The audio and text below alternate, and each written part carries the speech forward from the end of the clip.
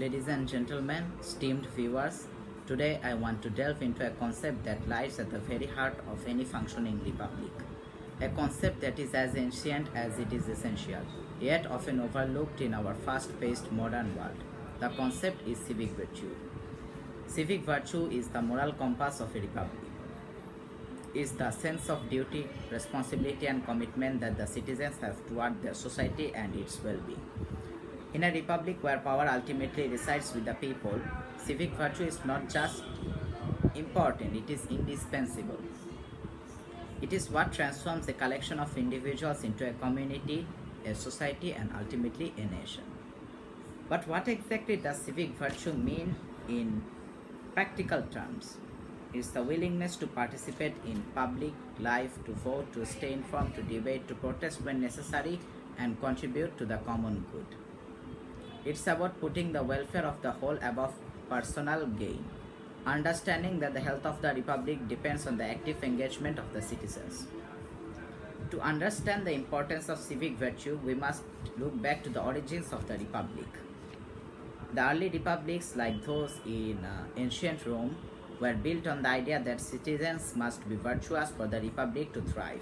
The Roman philosopher Cicero argued that a republic could only survive if its citizens were educated in virtue and dedicated to the public good. In the modern context, the founding fathers of the United States also emphasized civic virtue. They believed that the success of the new republic depended not just on the constitutions and laws, but on the character of its citizens. They knew that a republic could not sustain itself committed to the principles of democracy. Yet, as we look around at today's democracies, we see signs that civic virtue is eroding. Voter turnout is declining, public trust in institutions is waning, and civic engagement is often overshadowed by apathy or partisanship. The very fabric of our republics is being tested. When citizens disengage, when they become more concerned with personal success than the public good, the republic begins to fall. The balance of power shifts not through a coup or revolution, but through the slow, silent erosion of civic virtue. And when this happens, the republic is no longer by the people and for the people. It becomes a tool for the few, a shadow of what it was meant to be. But here's the good news. Civic virtue is not a relic of the past. It is a practice that can be nurtured and revived. The role of civic virtue in sustaining a republic is as relevant today as it was centuries ago. And it is up to us, the citizens of today, to ensure that our republics remain vibrant, resilient, and just. So how do we rebuild civic virtue? It begins with education. Education not just in the traditional sense, but education in citizenship. We must teach our young people the importance of participation, the power of their voice, and the value of common good. We must create a culture where civic engagement is celebrated, where public service is honored, and where ideas of the republic are lived out in our daily lives. We must also recognize that civic virtue is not just about grand gestures. It's about the small, everyday actions that contribute to the health of our society.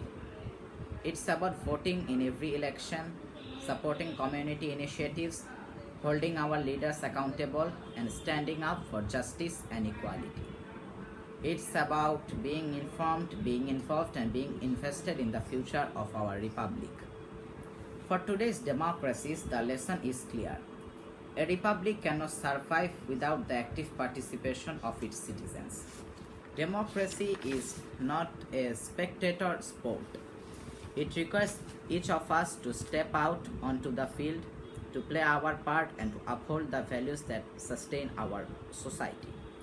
In this age of instant information and constant distractions, it's easy to feel disconnected from the political progress, to believe that our voice don't matter, or that the challenges facing our republics are too great for any one person to address. But this is where civic virtue comes in. It reminds us that we are not alone, and that our actions, no matter how small, can make a difference. As we look to the future, the survival of our republics depend on the revival of civic virtue. It depends on citizens who are informed, engaged, and committed to the common good. It depends on a collective understanding that democracy is a shared responsibility, one that requires both rights and duties.